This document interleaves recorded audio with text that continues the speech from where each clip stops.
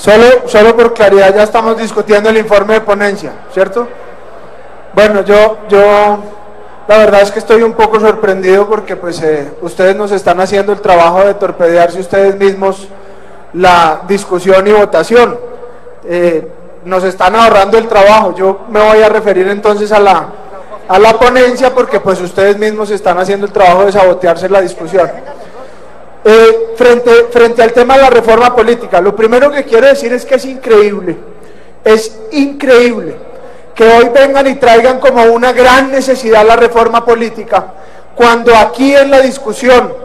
de la reforma al equilibrio de poderes negaron muchas de las proposiciones que allí se hicieron. ¿Por qué tienen que llevar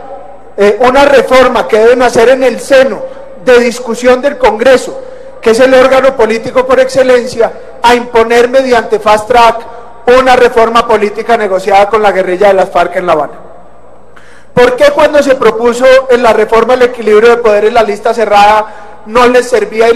les parecía una mala idea, y hoy ya con el beneplácito de las FARC les parece una buena idea y les parece una necesidad imperiosa de casi que aprobarla de manera inmediata? La verdad es que es bastante contradictorio y bastante difícil de entender,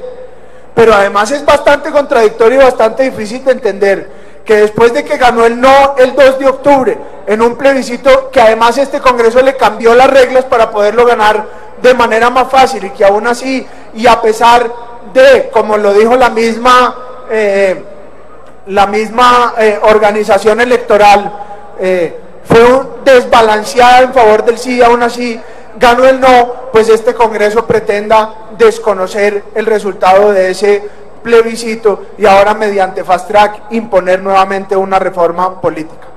Y decía también uno de los ponentes que es que esto tenía plena relación con los acuerdos de La Habana, y la verdad es que yo quiero saber qué tiene que ver el Tribunal de Aforados con los acuerdos de La Habana. Yo quiero saber qué tienen que ver el Consejo Nacional Electoral con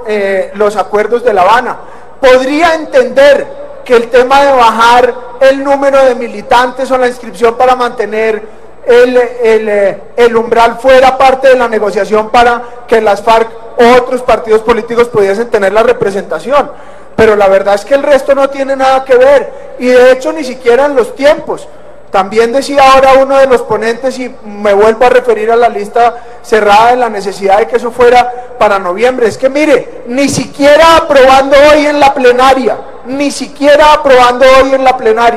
esta reforma política da tiempo para que antes del 13 de diciembre, momento en el que se vencen las inscripciones de las listas al Congreso, se pueda tener ya una reforma política sancionada por el presidente de la República. Entonces, además de eso, tuvimos 4 años, bueno, 3 años ya largos para negociar una verdadera reforma política, y resulta que entonces ahora sí tenemos afán de aprobarla al final, cambiando las reglas del juego, cambiando el sistema nacional electoral, cambiando la forma en la que se ponen las listas, poniendo cosas tan absurdas como que la financiación será preponderantemente estatal. ¿Y eso qué es? ¿Qué es preponderantemente? ¿Cuál es la forma en la que se va a financiar? O que el transporte entonces será obligatorio por parte del Estado. Yo quiero saber en Zaragoza, en el Bagre, en Nechí,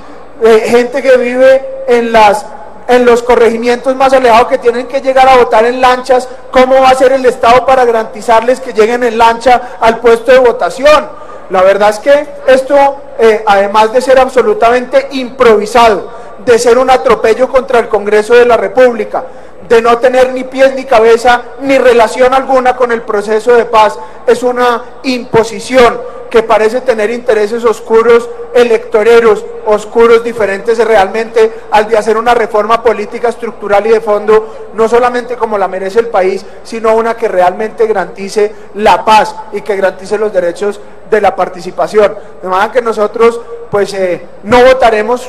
fast track, no votaremos la ponencia, ni votaremos ninguna de las proposiciones, y le seguiremos contando al país que esto es producto de la negociación con las FARC, simplemente para darles más herramientas para acceder al poder político, y no una verdadera y de fondo estrategia para hacer una verdadera reforma política de fondo. Muchas gracias, señor presidente.